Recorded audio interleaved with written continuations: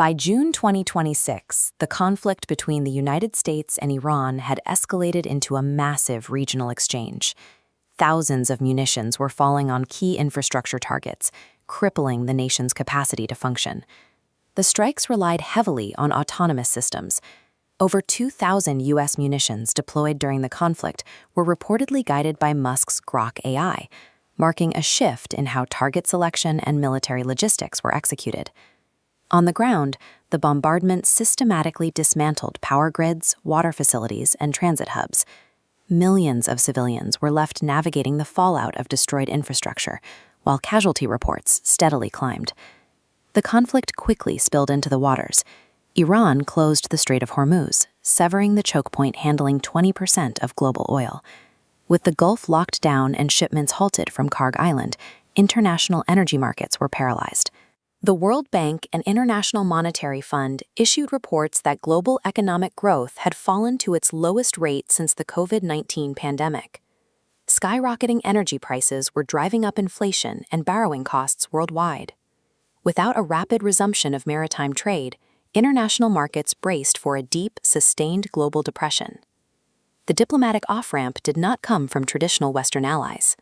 A quiet back channel opened through Islamabad, with Pakistani Prime Minister Shehbaz Sharif stepping in to directly mediate between Washington and Tehran. The alliance of Turkey, Qatar, and Pakistan leveraged their regional ties to broker a dialogue that previous intermediaries could not facilitate.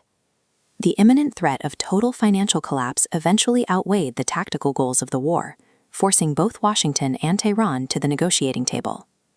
The resulting truce was formalized in a 14-point Memorandum of Understanding.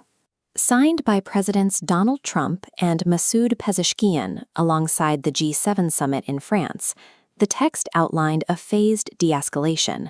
For the United States and its global partners, the primary priority was achieved: a complete halt to the military exchange and the immediate reopening of the Strait of Hormuz to commercial shipping.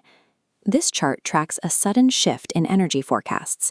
After a sharp supply drop, the IEA projects a massive oil glut by 2027. For Iran, the document secured immediate survival, waiving sanctions and allowing Tehran to freely sell its oil on the open market again. The deal also included a massive financial incentive. An international redevelopment package totaling $300 billion was pledged to rebuild the nation's damaged infrastructure. The 14-point pact operates essentially as a joint economic stimulus. Both nations chose to table their ideological differences in exchange for an immediate financial rescue. The economic relief comes with a tight deadline. The memorandum starts a 60-day clock, compelling both sides to finalize a resolution regarding Iran's nuclear program. This graphic illustrates a critical loophole in the text. While Iran agreed not to develop a nuclear weapon, the agreement allows them to keep their highly enriched uranium inside the country, provided they dilute it.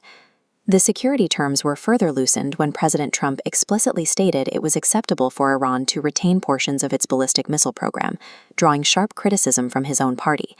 The rapid return of global trade was bought with vague security terms. The text provides an immediate financial fix while leaving highly volatile military questions unresolved.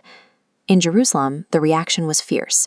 The Israeli Security Cabinet expressed frustration over the parameters of the ceasefire and the sudden relief granted to their primary adversary. Israeli officials argued that Iran's economy was on the verge of total collapse. From their perspective, the United States had just delivered a multi-billion-dollar bailout moments before Tehran would have folded. The disagreement caused a sharp diplomatic rupture. The U.S. president publicly urged Prime Minister Netanyahu to stop blowing up buildings in Lebanon and suggested that Syria should be tasked with handling Hezbollah. Across the border in Lebanon, the mood was different. Hezbollah's leadership publicly declared the U.S.-Iran memorandum a great victory, utilizing the moment to project strength and defiance. And the fighting there has not stopped. Despite the overarching ceasefire, localized violence persists, highlighted by the recent death of an IDF reserve soldier in southern Lebanon by an explosive device. The memorandum successfully halted a direct superpower clash, but the geopolitical cost was steep. It isolated Israel from Washington while promising an influx of cash to Israel's regional enemies. Everything now hinges on the 60-day negotiating window. If the technical teams fail to finalize the exact details of the nuclear oversight, the entire economic framework is at risk of unraveling. The U.S. president has already issued clear warnings, stating the pact is not a final agreement, and threatening to return to dropping bombs if Tehran does not comply with the upcoming terms. The world is now watching to see if this document establishes a lasting stability in the Middle East, or if it has merely financed a brief pause in a much longer war. The 2026 accord successfully averted a global economic depression and reopened the world's most vital waterways. But the price of that rescue was the introduction of deep nuclear ambiguities and a public rupture in the U.S.-Israeli alliance.